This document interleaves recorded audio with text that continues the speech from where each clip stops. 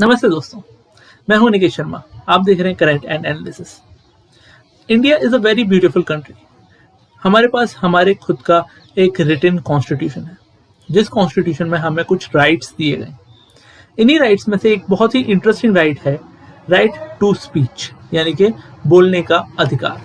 But क्या हमें कुछ भी बोलने का अधिकार है? हम कुछ भी बोल सकते हैं कहीं पे भी, या फिर इसकी कुछ लिमिट्स हैं, कुछ बाउंडेशंस हैं? ये डिबेट हमेशा चलती रहती है। इसी डिबेट को लेकर के एक नया केस आया है हमारे पास प्रशांत भूषण जी का।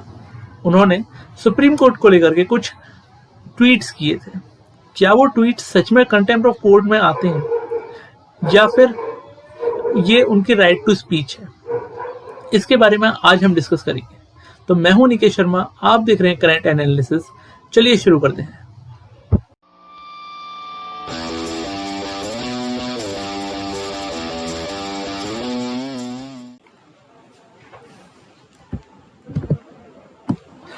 Contempt of court, Prashant Bhushan case.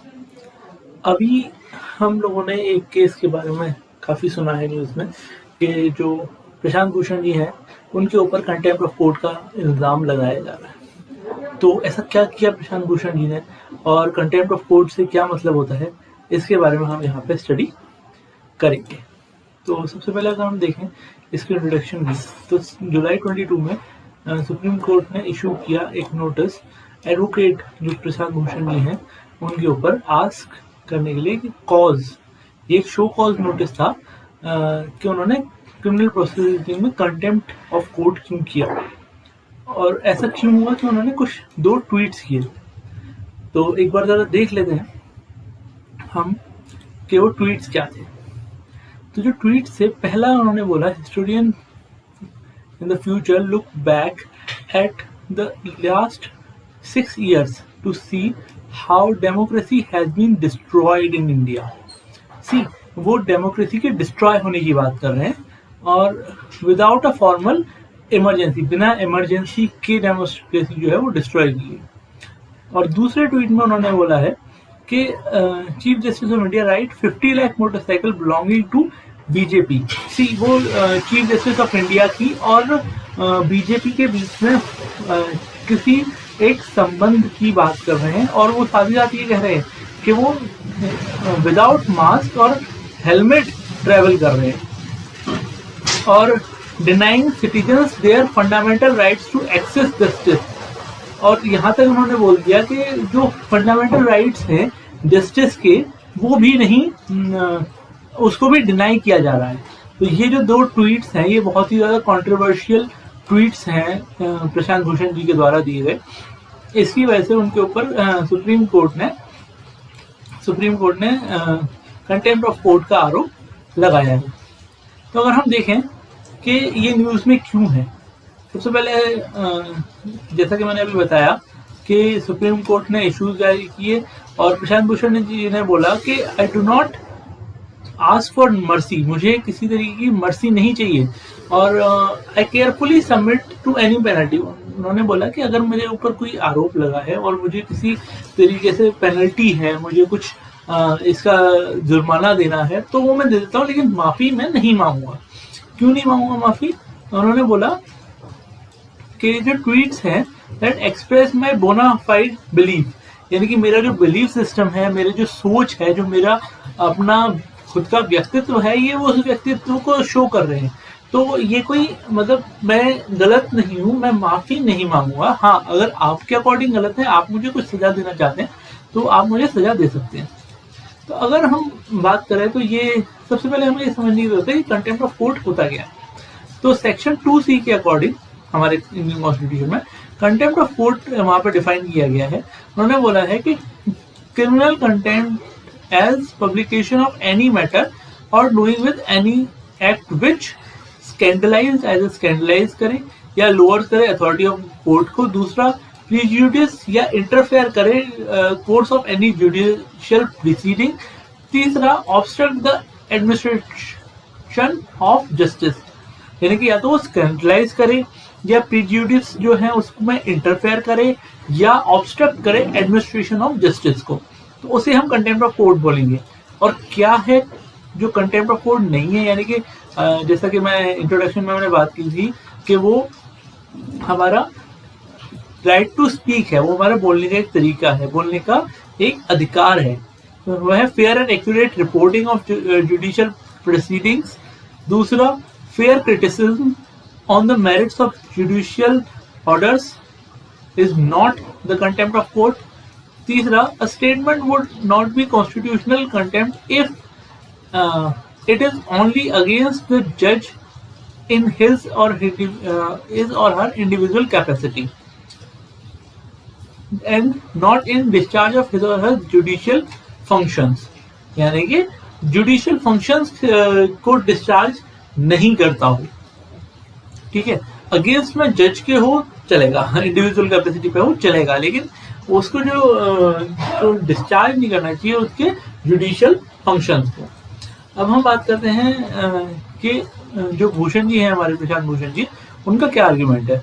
उनका ये कहना है डिफेंस में कि जो उसके ट्वीट्स हैं वो part of right to free speech, वो जो फ्री स्पीच है उसका एक पार्ट है और bona fide criticism of the court है। ये बोनाफाइड क्रिटिसिज्म है, इसमें कुछ भी कंटेम्प्ट ऑफ कोर्ट जैसा नहीं है। He argued that the tweets were only against the present CJI, जैसे कि हमने अभी थोड़ी देर पहले बात करी कि अगेंस्ट जज जो है वो जज की इंडिविजुअल कैपेसिटी के अगेंस्ट में चलेगा, लेकिन हमारा जो उनका discharge of his judicial functions नहीं होना चाहिए।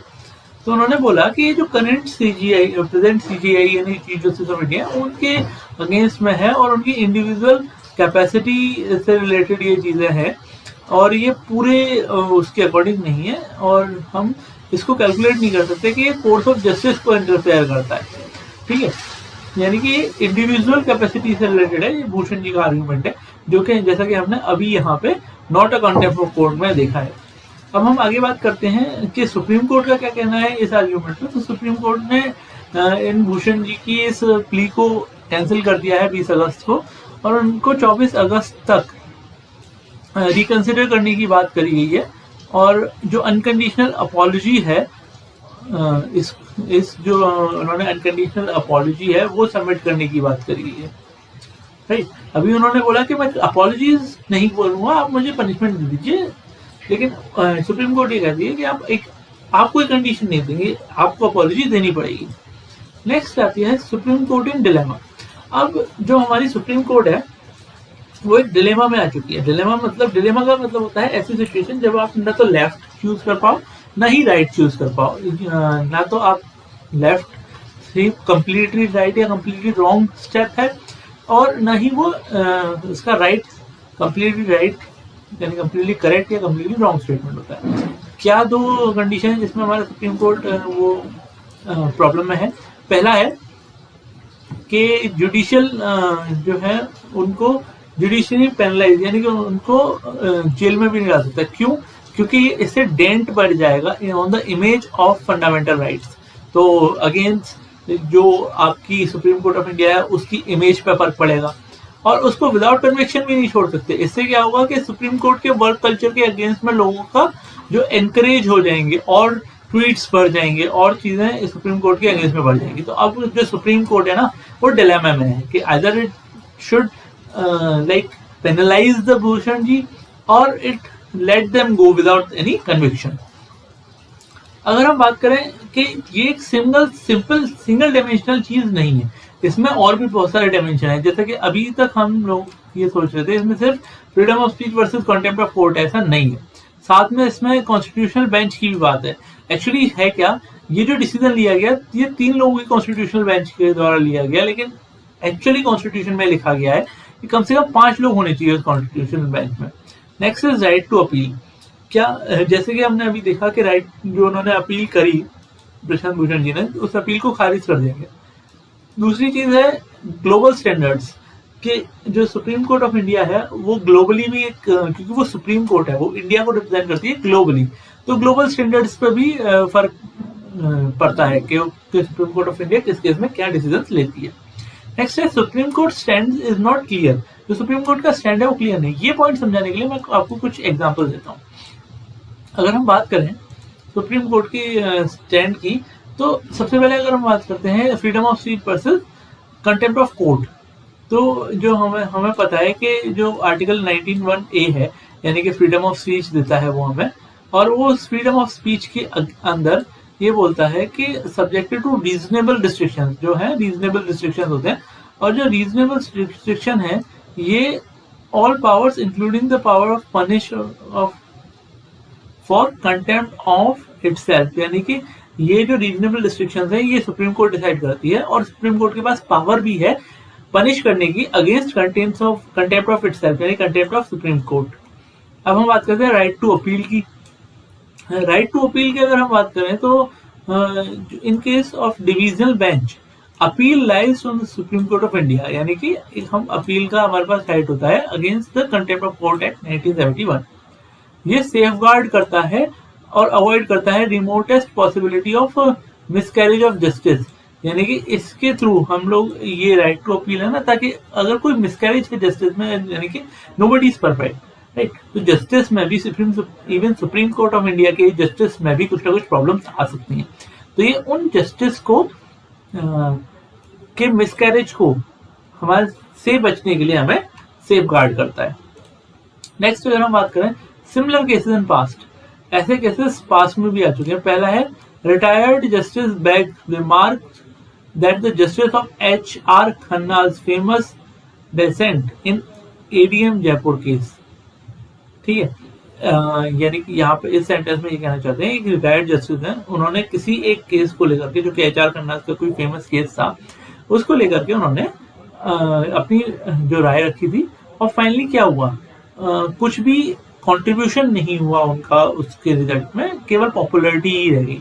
नेक्स्ट अरुंधति रॉय, इनका हम सब नाम सुना है, राइटर हैं, एक्टिविस्ट हैं, इन्होंने सुप्रीम कोर्ट को क्रिटिसाइज किया था नर्मदा डैम प्रोजेक्ट को लेकर के, और फाइनली वो भी इवेक्ट हो गई, यानी कि उनको भी जेल जाना पड़ा।